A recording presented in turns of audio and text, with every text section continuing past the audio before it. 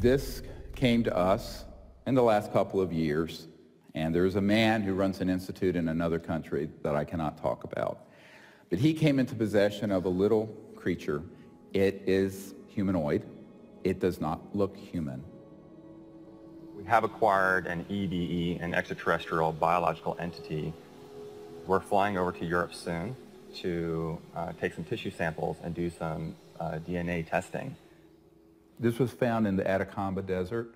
We don't know how it came about. Here's the great view of the face and cheekbone, very complex. Now there is a fracture here, and behind this right ear is caved in, and that's how this ET being was killed. We have the best scientists in the U.S. from Stanford that are going to be doing the testing itself to see what this really is, and also to rule out what it's not.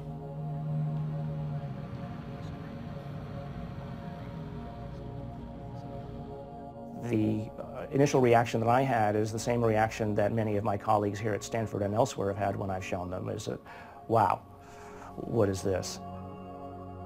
The question is important enough in at least two ways. The primary reason is that there's a lot of claims about specimens and claims about aliens. And of course there's a lot of ridicule associated with that.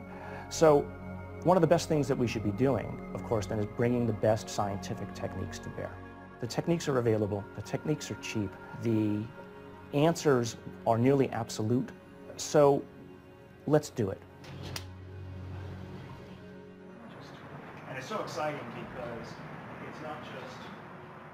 In setting up for this, I'm going to be giving Steve not only the tubes that this should be going into, but I'm also going to be sending across the microscope that I feel they should be using to do the analysis with. Before we even get started with some of the analysis, I think it's going to be important to rule out some of the obvious critiques that could come up. And one of those critiques is that this is a syndrome or a mutation. This is a bone dysplasia.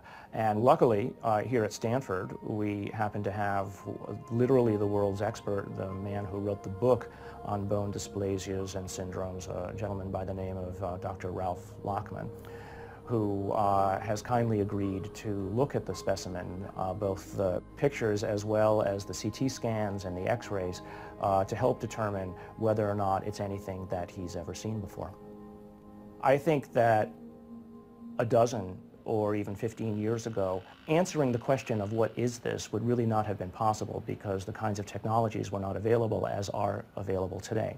But really the DNA tells the story, and because we have the computational techniques, that allows us to determine in very short order whether in fact this is human. So this will be basically an absolute level of proof as to what this actually is.